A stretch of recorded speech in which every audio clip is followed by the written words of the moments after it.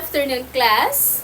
So, ito ang grade 9 section gratitude. Tama ba? Alright. Ako nga pala si Teacher Novi Montoya. Pero you can just call me Teacher Novi for short. By the way, class, ang tawag para sa amin ay SVEC, which stands for Elementary and High School Values Education Class. Sige nga, pakiulit nga, class. Elementary and High School Values Education Class. Very good. Ang SVEC class ay bahagi ng K-12 program ng opisyal na curriculum ng DepEd. Alright. At ako ang makakasama nyo sa Values Education ngayong school year. Nakaka-excite pero bago tayo magsimula class sa ating pag-uusapan ngayong hapon, pwede ko bang malaman kung sino ang class president nyo dito? Okay class, that's great. Ganito class i-explain ni teacher. Bali magkakaroon tayo ng GC or group chat for online counseling. Kung halimbawa, meron lang kayong gustong itanong kay teacher, meron kayong gustong i-clarify or i-share, pwedeng-pwede nyong itanong doon at sasagutin yon ni teacher. At si Miss President ang mag-a-add sa inyo sa GC. Okay? Thank you, Miss President natin. And pangalanan nyo ito, class ha, sa ating President. Yung group chat natin, SVEC Grade 9 Gratitude. Ayun. Malinaw ba, class? Alright. So, ngayong school year, nakaka-excite yung pag-uusapan natin. Meron akong aklat na dala dito at ito ang Living God's Way. Sige nga, class. Ulitin nyo nga sabay-sabay. Living God's Way. Alright. Bakit kaya na napakahalaga na ikaw at ako ay kailangang mamuhay ng naaayon sa paraan ng Diyos? O mamuhay ng tama dahil may Diyos na nakatingin sa iyo at balang araw ay haharap ka at magsusulit sa Kanya. Kaya di ba napakaganda ng core values ng DepEd? Sino bang nakamemorya ng core values ng DepEd? Sige nga. O sige, sabayan niyo si teacher. Ano yung una? Maka-Diyos. Ano yung pangalawa? Makatao. Ano yung pangatlo? Makakalikasan. Ano yung pang-apat? Makabansa. Very good. At bakit kaya inuna ang maka-Diyos? Dahil ang ating pananampalataya at relasyon sa Diyos ang pundasyon ng lahat ng mabubuting pag-uugali at pagpapahalaga. Naku, mahirap naman sabihin na maka-Diyos ka, pero hindi mo naman talaga kilala kung sino nga ba ang Diyos. Ayan, mamaya ituturo ni teacher sa inyo kung sino nga ba talaga ang Diyos. Pero, meron muna tayong rules na sinusunod. Alright? So, ang number 1 rule natin, tumahimik. Kapag nakita ito, ganito ang sign ni teacher, ibig sabihin, silence na tayo. Wala nang maingay, class ha, naiintindihan ba? O, ang rule number 2, umupo ng maayos. Sige nga, patingin nga ako ng mga upong maayos nyo. Oh, very good. O, rule number 3, itaas ang kamay pag gustong sumagot. Hindi pwede na nagsasalita pa lang si teacher sumasagot ka na. Di mas lalo tayong magkakagulo niyan. Naintindihan ba? Patingin nga ako, pakitaas nga ng kamay. Oh, di ba? Marunong naman pala kayo tumaas ng kamay. At ang rule number 4 natin, wala na makikipag-usap sa katabi class. Kapag nagsalita na si teacher o kahit sinong nasa harap nyo, dapat ay pakikinggan ninyo. At naniniwala si teacher, kaya kayo nandito para matuto. Tama? Kaya kung sino man ang nagsasalita nandito, kahit hindi si teacher, ay dapat nating irespeto. Dapat tayong makinig. Kasi baka mamaya yan magpapa-exam si teacher, wala kayong maisagot. Kaya napakahalaga na kailangan nyo talagang makinig sa sinasabi ni teacher. Naintindihan ba, class? O, sige nga, kung naintindihan, ano yung rule number 1 natin? Tumahimik. Rule number 2, Upo ng maayos. Rule number 3, itaas ang kamay kapag gustong sumagot. At ang number 4 na rule natin, wala nang makikipagkwentuhan sa katabi. Alright, very good. Alright. O mag-uumpisa na tayo sa pag-uusapan natin ngayong class ha. O ngayong hapon may dalang aklat si teacher dito. Ang tawag sa aklat na ito ay aklat na walang sulat o wordless book. Kasi kahit anong gawin nyo class, wala talaga kayong makikitang sulat. Pero may iba't ibang kulay ito. At ang bawat kulay nito ay may totoong kwento sapagkat ito ay nagmula sa Biblia, ang salita ng Diyos. At sisimulan ko ang aking kwento dito sa pinaka-last page. Sapagkat isa ito sa pinaka-exciting na kwento.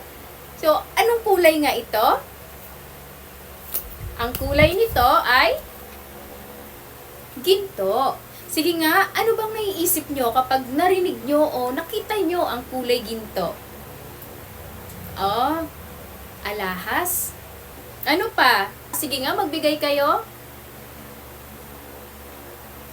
Very good sa mga sagot nyo, class. Alam nyo ba na ang ginto ay nagpapaalala sa atin na ang daan sa langit ay purong ginto. At sa langit din nakatira ang ating makapangyarihang Diyos na may likha ng langit at lupa.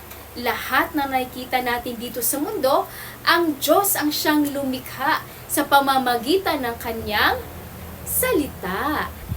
Kaya naman nung sinabi ng Diyos na magkaroon ng langit at lupa, ay may lumitaw nga. Pero ang sabi sa Biblia, ang paligid ay napakadilim. Kaya sinabi ng Diyos na magkaroon ng liwanag at nagkaroon nga ng liwanag.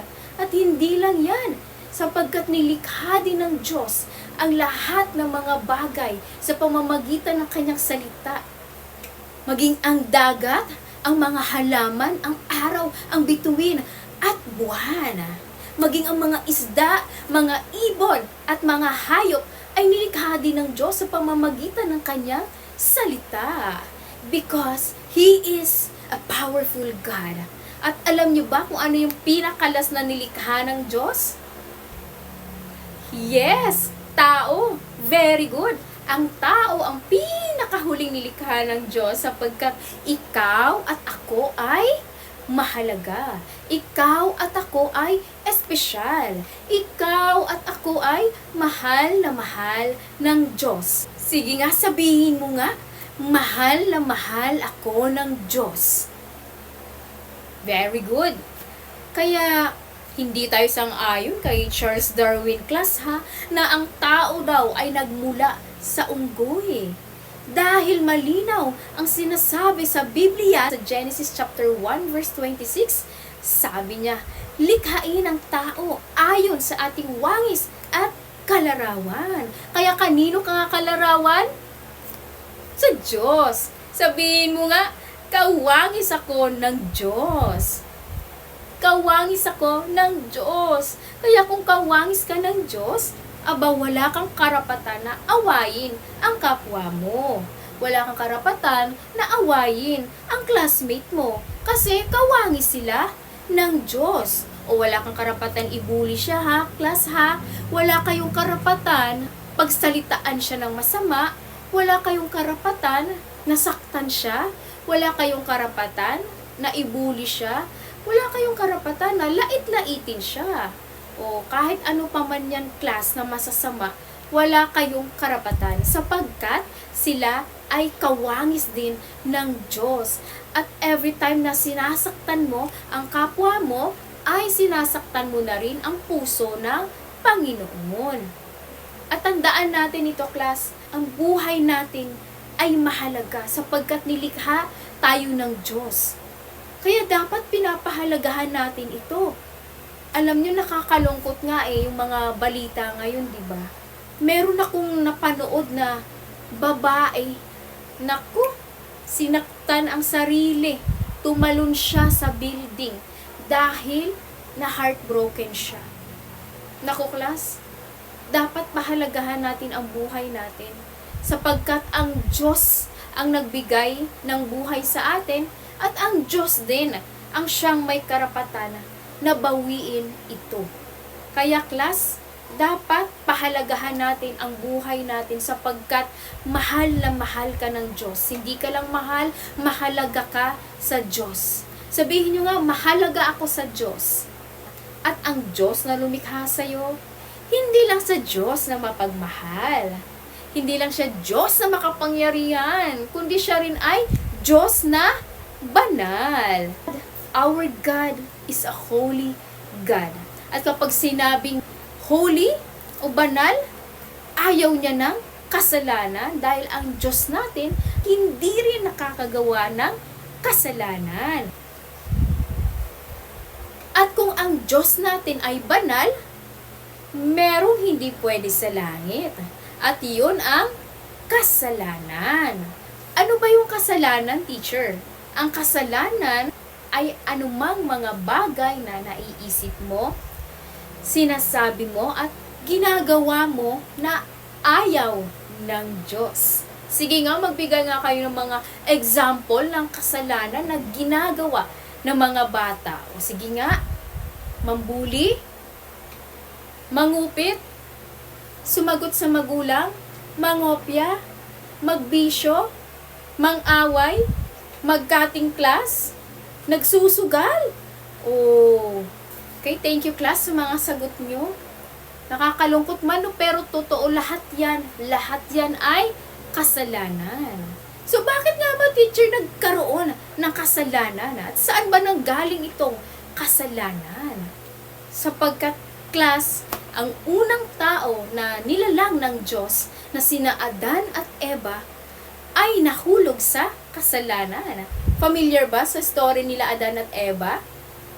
Alright, siguro ay naririnig nyo na ito kahit yung mga bata pa kayo, no? O napapanood ninyo yung kwento nila. Okay, very good. At sa mga hindi pa nakakaalam, ikukwento ni teacher. Sapagkat class, ang unang tao na nilalang ng Diyos na sina Adan at Eva ay nahulog sa kasalanan. At binigyan sila ng Diyos ng kapangyarihang mamahala sa lahat ng kanyang nilikha. At niligay sila ng Diyos doon sa Garden of Eden. At ang Garden of Eden na yung class ay sobrang sagana. Lahat ng pangangailangan mo ay nandoon na. Kumbaga, pinrovide na ni Lord, no, yung mga pangangailangan nila. Kaya ang sabi nga ng Diyos, sige, kainin nyo lahat ng gusto nyong kainin na bungang kahoy. Lahat ng mga gusto ninyo, pero may utos ang Diyos na huwag nyong kakainin ang puno ng kaalaman na nagsasabi ng mabuti at masama. Sapagkat, ang sabi, mamamatay kayo. Pero dahil nga siguro sobrang na-curious itong si Eva, kasi lagi niyang tinitingnan, siguro na isang araw na mamasyal sila ni Adan. Diba? Na ano kaya yung lasa nito, no? Bakit kaya pinagbabawal to ng Diyos na kainin? Diba? Sobrang na-curious siguro siya. Pero isang araw, lumapit ang ahas kay Eva at sinabi, hindi totoo yan. Hindi naman kayo mamamatay kapag kumain kayo niyan. Ang totoo niyan, magiging matalino kayo tulad ng Diyos. At siguro tumawa nga yung ahas, At eto na, si Eva ay nagpabola. Si Eva ay naniwala. At pumitas nga siya ng bunga at kinain. At siguro nga siya'y nasarapan. Kaya binigyan niya rin ang kanyang asawa na si Adan. At kinain din ni Adan. At pagkatapos nilang kainin, sa kanila na pagtanto, sila pala'y walang mga saplot. At doon na pumasok ang kasalanan sa mundo dahil sa kanilang pagsuway. At doon na nahiwalay sila sa presensya ng Diyos at pinalaya sila sa Garden of Eden. Kaya kahit nasa sinapupunan ka pa lang ng nanay mo, may minana ka ng kasalanan.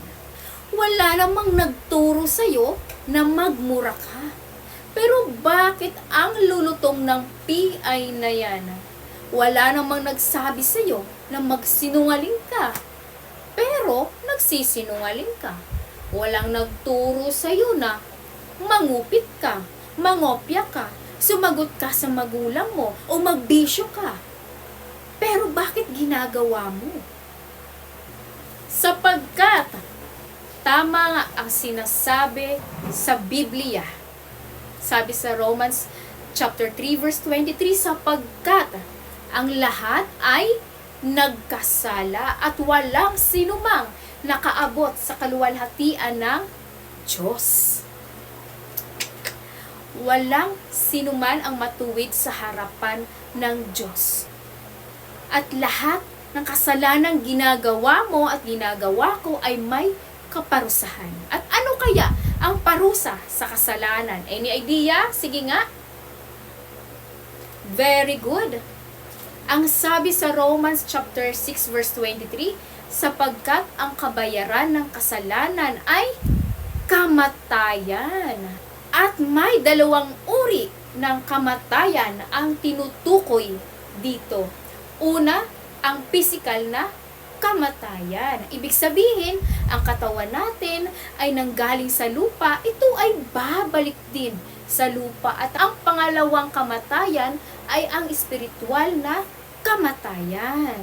Ibig sabihin nito, ito ang pagkakahiwalay natin sa Diyos magpakailanman. Eternal separation. Ibig sabihin, hindi mo na makikita ang Diyos. Hindi mo na mararanasan ang presensya niya. At hindi mo na siya makakasama sa langit. Hindi ka na makakapunta sa langit. Pero, dahil mahal na mahal ka ng Diyos, ay gumawa siya ng paraan para ikaw at ako ay maligtas at makapunta sa langit. At ito ay sa pamamagitan ng kanyang kaisa-isang anak, perpektong anak ng Diyos na walang iba kundi si Jesus Christ.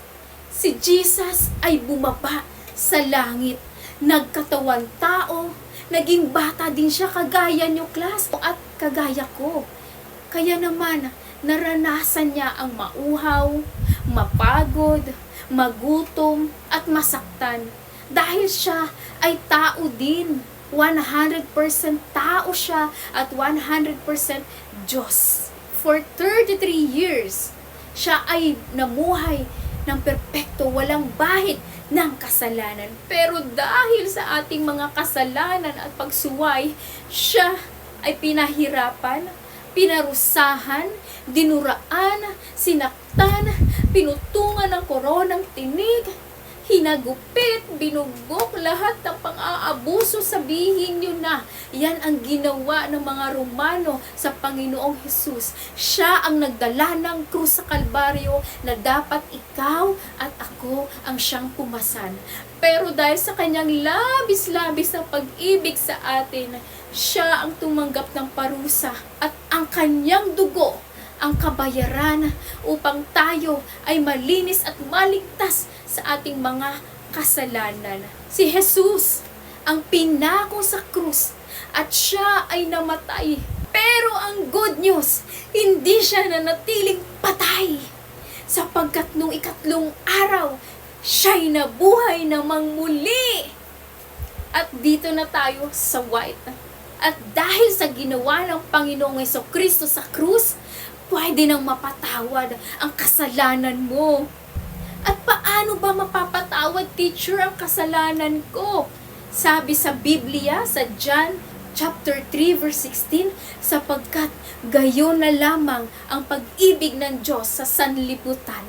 Kaya't ibinigay niya ang kanyang kaisa-isang anak upang ang sinumang sumampalataya sa kanya ay hindi mapapahamak, kundi magkaroon ng buhay na walang hanggan. Ang sabi sa John chapter 1 verse 12, subalit ang lahat ng tumanggap at sumampalataya sa kanya, binibigyan na ng karapatan ng Diyos na tawaging anak. Ang tanong ni teacher ngayon, Ikaw ba ay nananampalataya sa Panginoong Hesus? Sagot nga. Alright. Very good. Naniniwala ka ba na si Jesus ay namatay sa krus para sa iyong kasalanan? Sagot. Very good. Handa ka bang tanggapin siya sa buhay mo bilang Panginoon at tagapagligtas? Alright. Kailangan nating tanggapin si Jesus, class, upang tayo ay mapatawad sa ating mga kasalanan at malinis sa ating mga kasalanan dahil tanging si Jesus lamang ang makakapagpatawad sa iyong kasalanan dahil wala nang ibang namatay sa krus para sa iyo kundi si Jesus lang. Kaya pwede ba nating iyuko, class, ang ating mga ulo, ipikit ang ating mga mata, kung nagnanais kang tanggapin si Jesus sa buhay mo bilang Panginoon at tagapagligtas. Iyuko ang ulo, pikit ang mata, sabayan niyo si teacher, class, ibuka ang bibig, sabayan niyo ko sa panalangin natin ng pagtanggap. Panginoong Jesus, kailangan kita sa buhay ko. Panginoon, isa po akong makasalanan. Lord, patawarin niyo po ako sa lahat ng aking pagkakamali, sa lahat ng aking kalabisan, sa lahat ng aking kakulangan. Lord, sa mga oras na ito, binubuksan ko ang aking puso at tinatanggap kita sa aking buhay bilang Panginoon at tagapagligtas. Salamat, Panginoon, sa pagpapatawad. Isulat mo po, Lord, ang aking buong pangalan dyan sa aklat ng buhay sa langit. Salamat, Panginoon, sa pagpapatawad at sa buhay na walang hanggan. Sa pangalan ni Jesus, Amen! Ayan! Tingin na nga kay teacher. Sumabay ba kayo kanina sa prayer natin na galing sa puso? Very good! Congratulations, class! Dahil meron na kayong buhay na walang hanggan. Nakasulat na ang pangalan nyo sa aklat ng buhay sa langit. You are now a child of God. Sabihin nyo nga, anak na ako ng Diyos. Anak ako ng Diyos. Very good! At dahil ikaw ay anak na ng Diyos ngayon, merong pinangako ang ating Panginoon sa lahat ng tumanggap sa Kanya. At bilang anak niya, sabi sa pangako niya sa Hebrews chapter 13 verse 5 to 6, sige nga, ang sabi niya dito, hindi kita iiwan kailanman. O sige nga, taas niyo nga ang kamay niyo, kaliwa o kanan, pwede. Sige nga, pangako ng Diyos. Pangako ng Diyos. Hindi kita iiwan kailanman. Ang kailanman ay papalitan natin ng pangalan natin. O, ulitin ko ha. Hindi kita iiwan, Novi. Alright? Isa pa nga. Hindi kita iiwan, Novi. Very good. Iiwan ka pa ba ng Diyos? Hindi na. Marahil yung ibang tao magsisinungaling na di kayo iiwan, pero ang Diyos ay hindi nagsisinungaling. At kapag may pinangako at may sinabi siya, yun ay totoo. Hindi na kayo iiwan ng Diyos. At bilang anak ng Diyos, taas ulit natin yung ating isang kamay. Meron pa siyang pinangako dito. Ang sabi niya, ang Diyos ang tumutulong sa akin. Isa pa nga, ang Diyos ang tumutulong sa akin. Sino nga ulit tumutulong sa inyo? Ang Diyos. Very good. Ang makapangyarihang Diyos ang tutulong sa inyo. Tutulungan ka ng Diyos na magsabi ng totoo. Tutulungan ka ng Diyos na magtapo ng basurahan, tamang basurahan. Tutulungan ka ng Diyos na mag-aral. Tutulungan ka ng Diyos na gumawa ng mabuti sa kapwa. Tutulungan ka ng Diyos sapagkat nais ng Diyos na ang bawat anak niya, ikaw ay mamuhay ayon sa paraan ng Diyos. Mamuhay ng tama sapagkat nalulugod ang Diyos sa mga anak niya na gumagawa ng tama. Bilang anak ng Diyos, nagkakasala pa ba? O, halimbawa, kapag nagkasala kayo, class, nasagot si Mami. Ano ba ang dapat gawin? Sabi sa 1 John chapter 1 verse 9, kung ipapahayag mo ang iyong kasalanan, tapat ang Diyos na magpapatawad at maglilinis sa ating mga kasalanan. Ibig sabihin, kapag nakapangopya ka, kapag nakagawa ka ng kasalanan, sabihin mo agad kay Lord yun, na Lord, patawarin niyo po ako, nangopya po ako kanina. Lord, patawad po, kasi nasagot ko po si Mami. Ang Diyos natin, class, ay mapagpatawad. At kapag humingi ka ng tawad, ay patatawarin ka niya. Pero tatandaan natin, class, hindi porket mahabagin, mapagpatawad at mapagmahal ang ating Diyos, ay paulit-ulit na tayong gumagawa ng ating kasalanan. Dapat tayo ay namumuhay ng tama. Naintindihan ba? At nandito na si teacher sa pinakalas na kulay. Pero bago yan, tingnan nga muna natin ang mga paligid natin. Anong kulay ang halos na napapansin nyo sa kapaligiran? Tulad ng mga puno, mga halaman. Di ba kulay? Green. Speaking of halaman, ano ba yung mga kailangan ng halaman para sila ay lumago? Sige nga. Tubig, sunlight, kailangan ng magandang environment, lupa, matabang lupa, ano pa? Hangin. Alright, very good.